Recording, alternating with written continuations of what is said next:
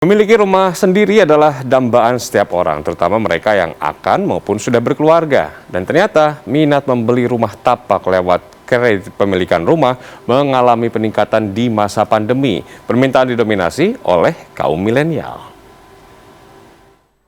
Winnie Pratiwi adalah salah satu milenial yang bermimpi memiliki rumah minimalis di kawasan Tangerang Selatan. Ia dan suami memiliki selera tinggal di perkotaan yang tertata rapi, bersih dan tenang meski jauh dari lokasi tempat bekerja di kawasan Sudirman, Jakarta Selatan. Melalui kredit pemilikan rumah KPR, Winnie menganggarkan rumah yang dibelinya minimal 900 juta rupiah karena ia lebih fokus dengan kualitas material rumah yang digunakan pengembang.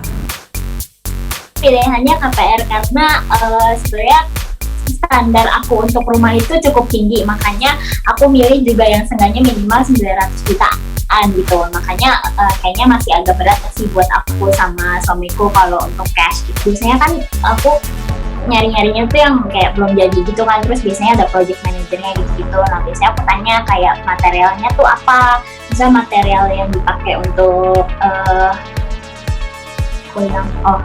untuk rumah itu sendiri kayak bata, terus lantainya apa, semennya apa, kayak gitu-gitu. Itu juga aku perhatiin banget. Nah biasanya emang ya semakin bagus developernya tuh ya biasanya mereka cukup merhatiin kualitas material bahan bangunannya juga. Orang-orang seperti Winnie ternyata menjadi target pasar pengembang. Real Estate Indonesia (REI) mengakui segmen milenial atau keluarga muda saat ini diincar banyak pengembang. Pengembang adaptif terhadap peluang di tengah pandemi, yakni membangun mengikuti selera dari kaum milenial karena ceruk pasarnya menarik dan terus berkembang. Pembeli milenial relatif menyasar harga rumah 500 juta rupiah, di mana 90% membelinya lewat kredit kepemilikan rumah.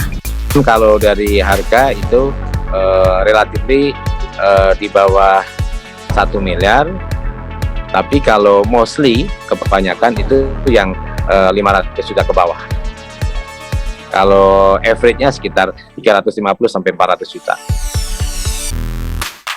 Dan itu merupakan basis harga jual yang memang pasar secara umum itu memang cerukannya sangat besar, itu ada di situ. Saya harus bilang kalau kebutuhan manusia itu primernya adalah rumah tapak sebenarnya. Jadi walaupun dia udah punya apartemen, pasti dia akan mencari pada akhirnya rumah, landed house. Tadi minimalis modern kan pasti developernya adalah developer yang udah swasta yang cukup besar, ya kan? Nah itu tentunya demand-nya adalah orang-orang yang juga udah menengah ke atas juga. Itu artinya tetap ada. Bahkan kalau saya lihat beberapa laporan keuangan dari developer besar, dia cukup membuat penjualan cukup baik tahun 2021 ini dibandingkan tahun 2020. Rumah minimalis memiliki tata ruang yang sederhana namun efisien, sekat ruangan yang bebas dan terbuka, disertai dinding interior minimal. Menurut REI, ada kenaikan permintaan dari segmen rumah tapak minimalis sekitar 20% di tahun 2021 dibandingkan tahun 2020. Bahkan, 15% penjualan properti nasional di tahun 2021 dikontribusi oleh pembelian rumah dari milenial. Desy Aritonang, Yudhistira Satria, Jakarta.